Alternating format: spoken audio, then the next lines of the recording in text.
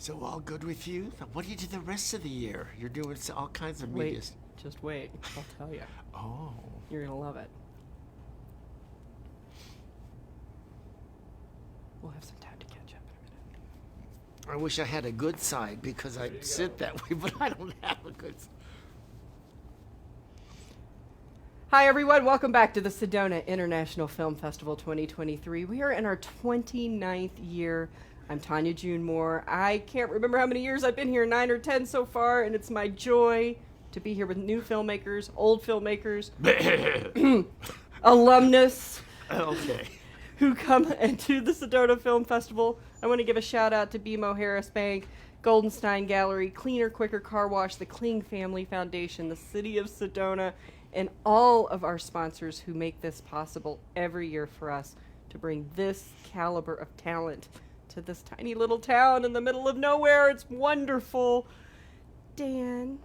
Hi. Hi. Introduce yourself and your film for those who've never seen Dan before. Please introduce Well, yourself. I'm Dan Guerrero, or Guerrero if you can roll your R's. And if you're in your 29th year, I'm in my 82nd year. So Can you believe this? I win. This is a town of youngsters, I tell you. Well, Sedona and the festival makes everyone young, It does. which is why this is like my 4th time here. Yes, it is. And I used to love look it. terrible, and now look how Now look how young you are. You just are ageless. You're just reverse aging, a whole Benjamin I Button take thing. after my dad. I'm here with a documentary that I did on my dad that no one will know, which is why I did the documentary, unless you're of Mexican-American Chicano descent. Then you know him. He's a legend there. His name was Lalo, so Lalo Guerrero, the original Chicano. It's a documentary. Everyone's in it. Linda Ronstadt, Eddie Olmos, Cheech, everybody, and my dad himself telling his story, which is what makes it special. So tell us about your dad. my dad was born and raised in Tucson, and I love my Tucson. And he was born in 1916, so that's why I call it the original Chicano, because that was that first generation. You know, there was Yes. like in the movies, the railroad tracks, Mexican Americans, non-Latinos. And he was that first generation that had to straddle that line that we're still straddling. Yes. You know, every day. We're here and we're considered Mexicans and we're Americans, and we go to Mexico and they consider us Americans. You know, so it's that same line. But that makes it sound like it's this heavy drama. It's not, because my dad was the father of Chicano music. He had a guitar in his hand by the time he was 10. By the time he was in his 20s, he was coming to L.A. I'm not in L.A., am I? He was going to L.A., playing there. He was recording in Spanish in the 30s in Los Angeles because he couldn't sing in English. He could, perfectly bilingual, but as he always says, you know, a 6-foot Indian-looking man, dark skin, was not going to sing with Tommy Dorsey. Oh. So he really yeah. had no choice. What were some of his influences? I think his biggest influence was him. Yeah. Yeah, you I know, mean- he just carved this career. He wanted to sing, and he could only do it in Spanish, so he went about it. But he was a clever boy because he, like every American of the period, loved, you know, all the boogie woogie and all the zoot suit numbers and all that. He would never get to sing that in English, so he was the first to bring all that musical rhythm Spanish language.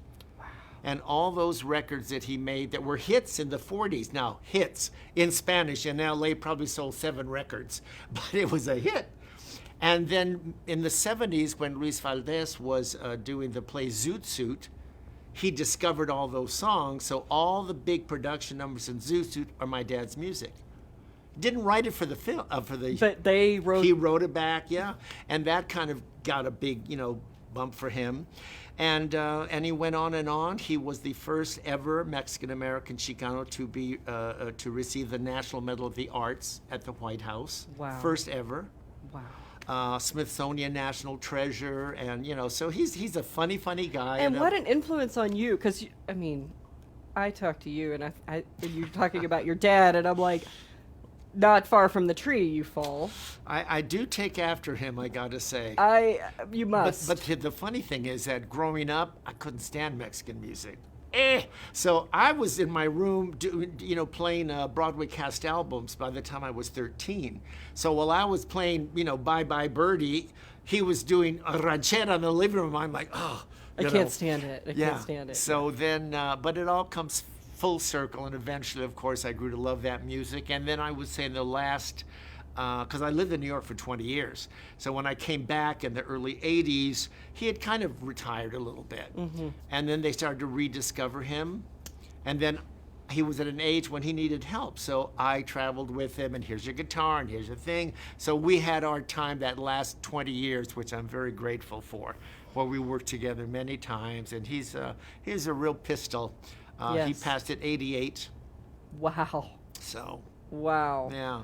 I have a feeling you're going to be here a lot longer than 88. Well, Look at you. Unless a truck hits me, I'm good. I just had my annual physical. My doctor goes, just keep doing whatever you're doing, which means vodka and jelly donuts.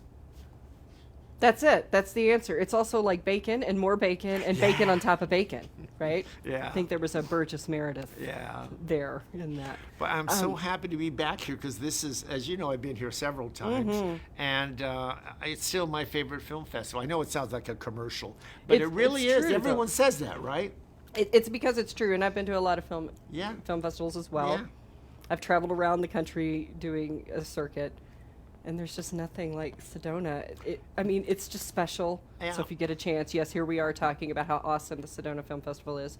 But it's true. It is true. And you know why they treat Patrick all the way to every person you come in contact with, treats each person like they're the star of the festival. Because you are.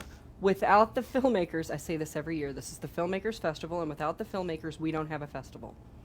The A-listers are wonderful.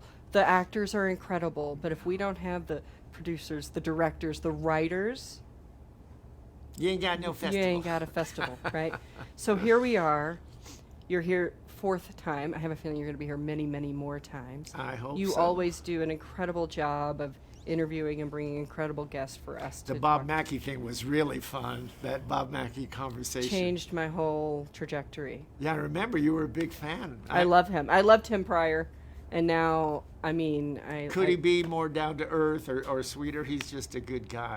He's just a wonderful human being, and when I say he really personally changed my trajectory, he really did. Yeah. And I think that's what this festival is really all about, is when we can have people come together and somebody inspires or empowers somebody else to be bigger, to be better, to step into their own strength and their own art. And it's happened to me. It's happened to me. So I can say out there, please come to the festival, meet people like Dan who will change your life, because you do. And I want to thank you for that. And all of you, I know, once the festival starts, you know you're not going to sleep for that chunk of time. But it's got to be a ball for you. It's a ball, and you sleep when you get a chance, right? I tell everybody my whole life shuts down this week, and if I don't answer, it has nothing personal. Watch me on the screen because I'm doing something great, like talking to Dan. Everyone, come see this film. I promise you will never, ever be more entertained by anyone in the Q&A. I even closed with a song, singing live to track. Come on, at no extra charge. See, how does it get any better than this? I challenge the universe.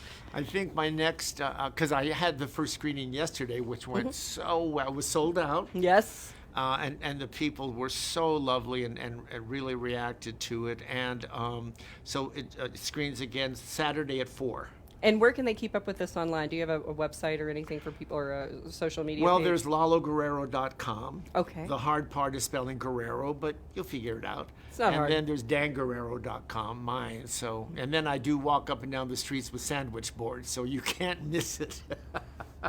I have no doubt that that you is got a to do what reality. you got to do. You do. So stay tuned. I live a dream every day. And you can too. Just come to the film festival. You just never know what's going to happen here. Our hashtags this year are SIFF23 and Sedona Film Fest 23. Please share out our content. Please get other filmmakers involved. And of course, please come to Sedona. Enjoy the festival. And we'll see you on the next one. Hasta la vista, baby.